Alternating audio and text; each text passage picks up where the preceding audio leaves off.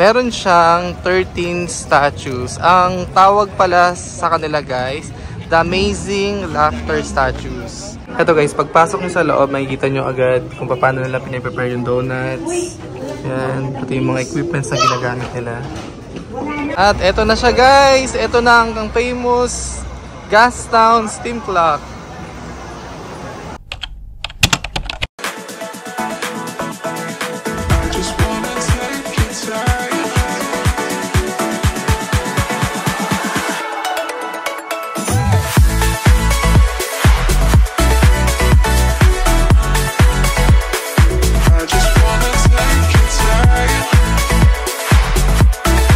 So for today's activity guys, pupuntahan natin ang Flyover Canada. So nandito lang din yan guys sa Canada Place. It is a must daw na itry daw tong activity na to. So check natin guys kung maganda nga ba talaga siya. Guys, so dito tayo pupunta. Flyover Canada. Ganda dito guys, so sobrang nakaka-relax. Tsaka tingnan nyo, may malaking barko dito sa gilid. So maraming spot dito guys para magpa-picture. Itong malaking barko na to guys, ito na rin pala yung pinaka-port ng Vancouver. Kung makikita nyo yung barko guys, sobrang laki niya sa personal. Sa malapitan, sobrang laki niya. Nakaka-amaze. See?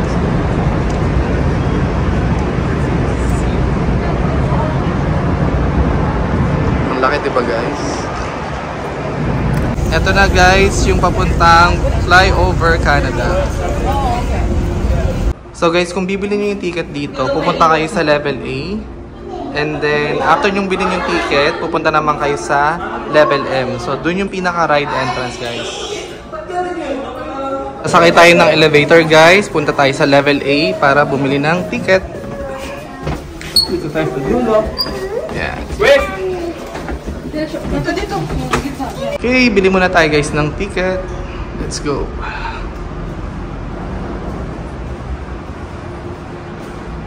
So mas makakamura kayo guys kung bibili nyo yung ticket sa online. Nasa $35 kasama yung tax.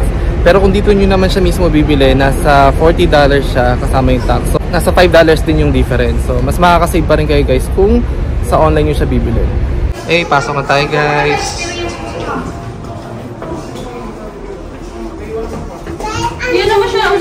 Guys, yung pasukan.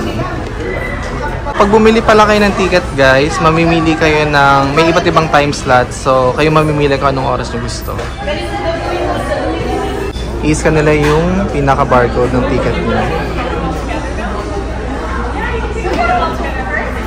So guys, papasok na kami.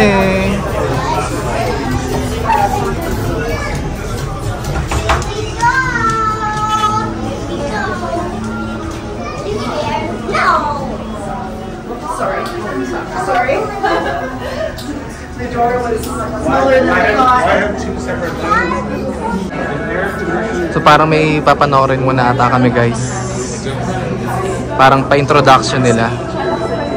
Tingnan nyo guys, ang daming tao. Ang dami naming kasabay. Humble experience will last about 25 minutes, ending with an astonishing flight across Canada's most stunning scenery. But before you take off, we're excited to present a unique taste of our great country in an opening multimedia experience that we call Uplift. This part of your adventure was created for us by Moment Factory, an award-winning new media and entertainment studio from Montreal. Uplift lasts about 6 minutes. You will then move into the pre-flight area where you will see a brief safety video before you take off on Flyover Canada. For the best viewing of Uplift, we recommend that you stand closer to the center of the room, facing outwards, as the same presentation is projected on both sides of the room.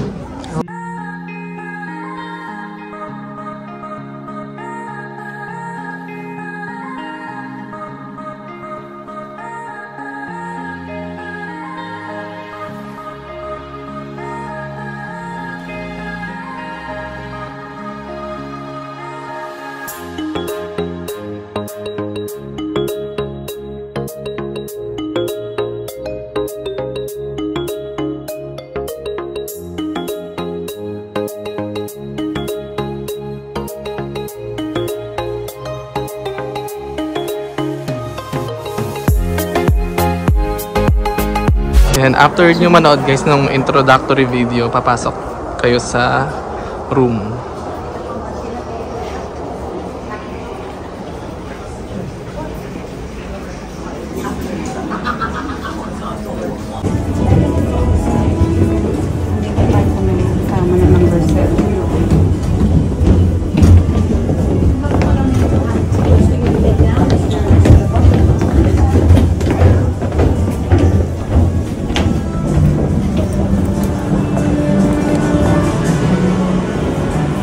Ito yung tsura ng loob niya guys.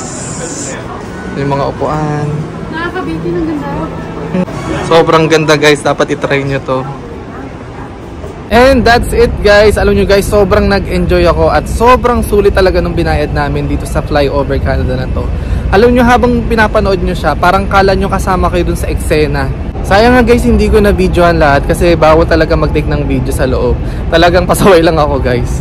Again guys, it is a must pag nandito kayo sa Vancouver, wag na wag nyo itong papalampasin, itong Flyover Canada. Sobrang mag-e-enjoy talaga kayo. Papunta kami ngayon sa Gastown para makita namin ang famous Gastown Steam Clock. Ito guys, ang itsura ng kanilang downtown. Tingnan nyo guys, para lang nasa Makati ka lang.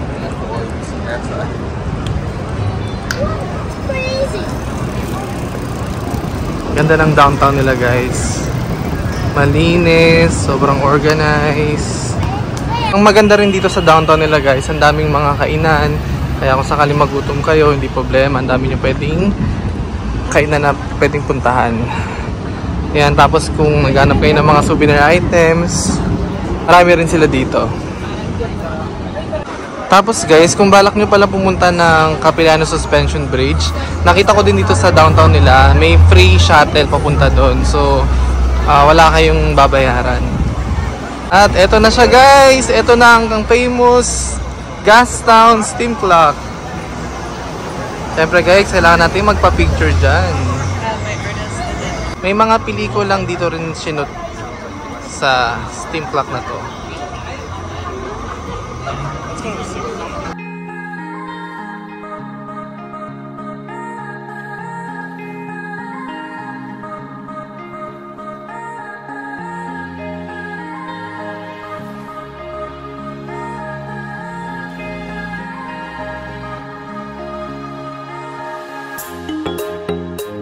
Next guys, we're going to the Laughing Statues.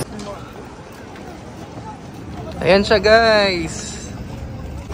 Meron siyang 13 statues. Ang tawag pala sa kanila guys, The Amazing Laughter Statues. So makikita nyo siya guys sa Morton Park. So kadalasan guys, lahat ng mga turistang pumupunta dito, ginagaya nila yung facial expressions ng mga statue. Diba guys, nakakatawa. Siyempre guys, hindi kompleto ang pagbisita natin sa downtown ng Vancouver kung hindi natin itong itatry. Itong Japadog, Japanese style hotdog. Dinadayo to guys, so dapat talagang puntahan nyo. Ayan guys, ang kanila menu.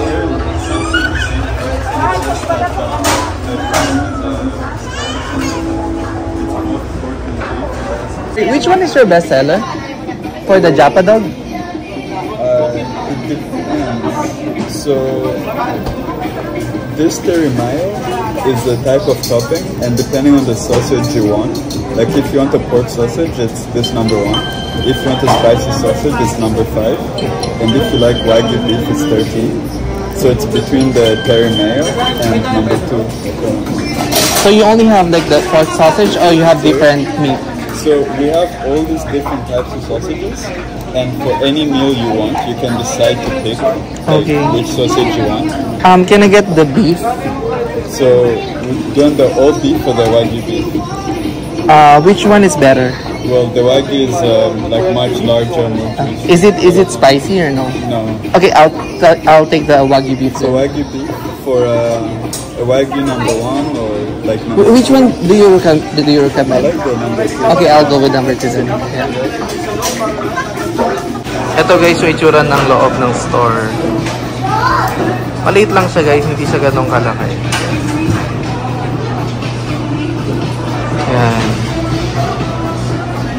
Tapos may mga dining chairs and tables din sa labas. Then guys, ito yung in-order ko. Itong economy. Tapos yung pinili kong meat is yung Wagyu beef. So isa daw to sa kanilang mga bestseller.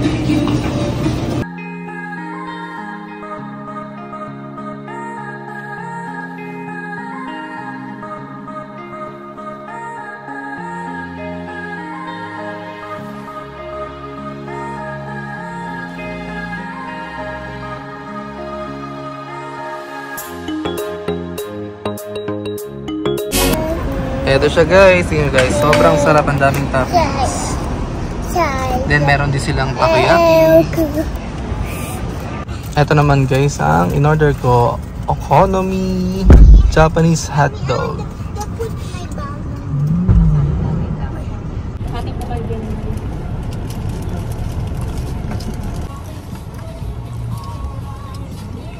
Okay guys, for our finale, pumunta kami sa Krispy Kreme Donuts. Ito guys, pagpasok nyo sa loob, makikita nyo agad kung paano nila pinaprepare yung donuts. Yan, pati yung mga equipments na ginagamit nila. Ang laki guys, no? Yan guys, yung itsura na kanilang lobby. Yan. Hi there, can I get assorted please? 12. 12 please. How many more? Can I get the glaze? 3 pieces, please. One of these ones? Yeah. Ano pa man gusto mo? One of these? One sour cream cake? Yeah. This one, the sprinkle. One strawberry. 3 glaze, 3 cheesecake. New York cheesecake, please. This one, New York cheesecake. And then 3 chocolate cream pie.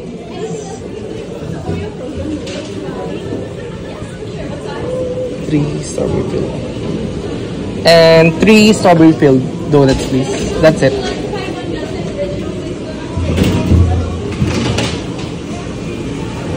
Dalang menu board.